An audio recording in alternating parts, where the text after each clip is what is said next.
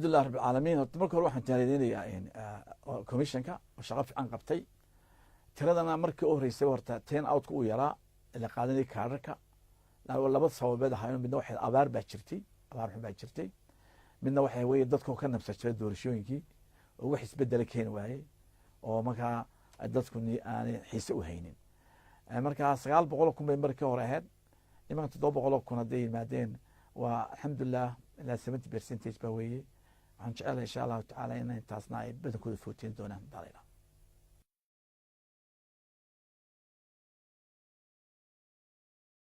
haway ku yeelatay watan ku yeelatay ba dee markii la qaaday kaararka iyo markii la sijinay labada ku yeelatay. markaa kulley way haddana way sii yaraanaysaa inta maalinta ay ilaahay waqtiga siin doona inay footiyaan. laakiin waxaa noogu muhiima inta doontaa hab codaysa inay nabadgelyo noogu dhacdo oo rabshad aan nooga dhacdo. ilaahay subxaana watacaalana hoggaan fiican oo dadkii ummadda ka dhaxayn noo soo saaro, saa noo muhiima.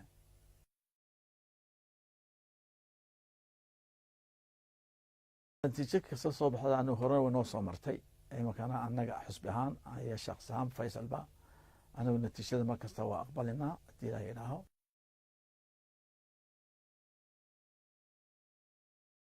weyn baan ka qabnaa inay magaranaysaay labada xusbi hadda magaranaysaay tribal ku hab qabiil ku abaabulay magaranaysaay issue manifestadooda inay ka timaado qawad xaggooda.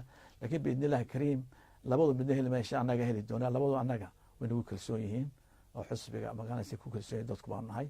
laakiin anba werwer weyn baan ka qabaa labadaa xusbi hadduu mid helo ka kale inaanu endorse garayn.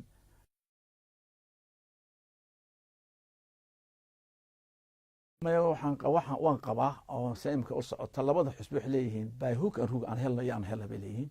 wayse siiyeen labada mid qolba. markaa jeebka labada jeeb waxay ahayd inaad kusoo kala ridataan. kii waan helay haddaad hesheen aad soo saartid, jeebkan aad kusoo ridatid waan haneeyey.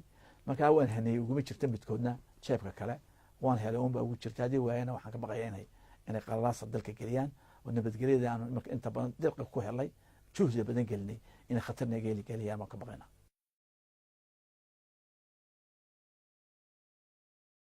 waan waayey ceeb maaha oo waa la waayaa. waxaan u imid ma hadda inaan waayey inaan helaba, laakiin waxa weeye muhiimaddu inaan gaadho objectiveskaygii.